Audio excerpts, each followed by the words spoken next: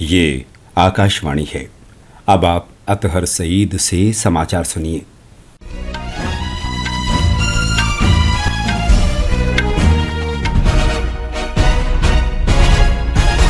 केंद्र शासित प्रदेश जम्मू कश्मीर में सेना ने कल देर रात अखनूर के खौर सब सेक्टर में अंतर्राष्ट्रीय सीमा पर घुसपैठ को नाकाम कर दिया।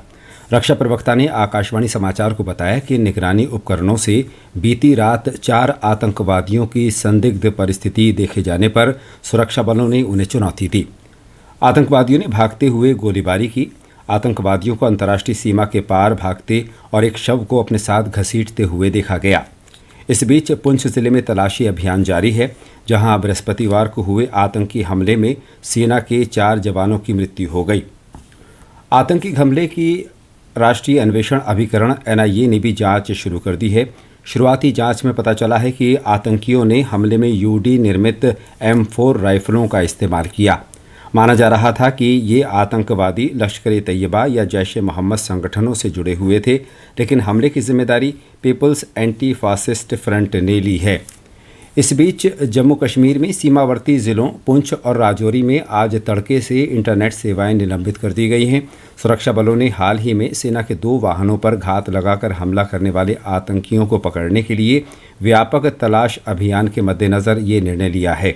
आधिकारिक सूत्रों ने कहा है कि अफवाह फैलाने वालों तथा शरारती तत्वों को किसी भी तरह की कानून व्यवस्था की समस्या पैदा करने से रोकने के लिए एहतियात के तौर पर इंटरनेट सेवाएं निलंबित कर दी गईं। भारतीय जनता पार्टी के राष्ट्रीय पदाधिकारियों की बैठक आज दूसरे दिन भी नई दिल्ली स्थित पार्टी मुख्यालय में जारी है।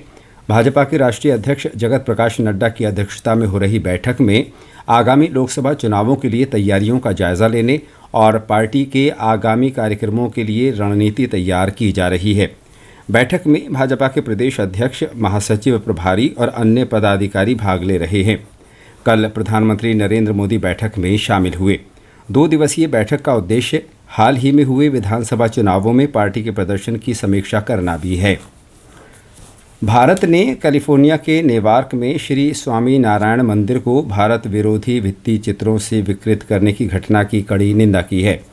सैन फ्रांसिस्को में भारत के महावाणिज्य दूतावास ने कहा कि इस घटना से भारतीय समुदाय की भावनाएं आहत हुई हैं। महावाणिज्य दूतावास ने इस मामले में अमेरिकी अधिकारियों से शीघ्र जांच करने और तोड़फोड़ करने वालों के खिलाफ कार्रवाई करने को कहा है। हिंदू अमेरिकन फाउंडेशन ने श्री स्वामी नारायण मंदिर की बाहरी दीवारों पर भारत विरोधी भित्ति चित्रों की तस्वीरें सोशल मीडिया पर साझा की। संयुक्त राष्ट्र के महासचिव अंतोनियो गुतरश ने गजा पट्टी में मानवीय आधार पर संघर्ष विराम की आवश्यकता पर जोर दिया है। संयुक्त राष्ट्र सुरक्षा परिषद ने शुक्रवार को इस क्षेत्र में मानवीय सहायता में तेज़ी लाने का प्रस्ताव पारित किया था। उन्होंने कहा कि गजा में लोगों की मूलभूत ज़रूरतों को पूरा करने के लिए मानवीय आधार पर संघर्ष विराम करना एकमात्र रास्ता है। पूर्वोत्तर क्षेत्र में प्रसार भारती के अपर महानिदेशक आशीष भटनागर ने कहा है कि आकाशवाणी सकारात्मकता का संदेश देती है। मिजोरम की राजधानी आइजोल में आकाशवाणी केंद्र में आयोजित क्रिसमस समारोह में श्री भटनागर ने कहा कि जब विश्व संकटों से जूझ रहा होता है और हर तरफ दुख और परेशानी होती है, तो आकाशवाणी शांति, एकता और खुशी का संदेश देती है। तमिलनाडु सरकार ने चक्रवात मिगजोम के दौरान एन्नोर क्रीक में तेल रिसाव से प्रभावित लोगों के लिए 8 करोड़ 68 लाख रुपए की राहत देने की घोषणा की है।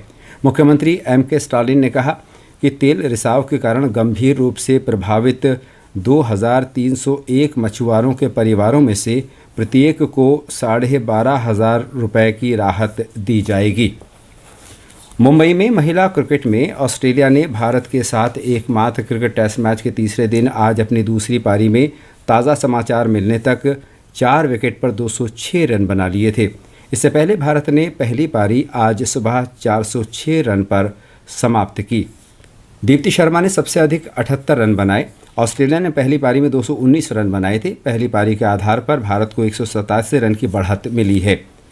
इसके साथ ही ये समाचार बुलेटिन समाप्त हुआ।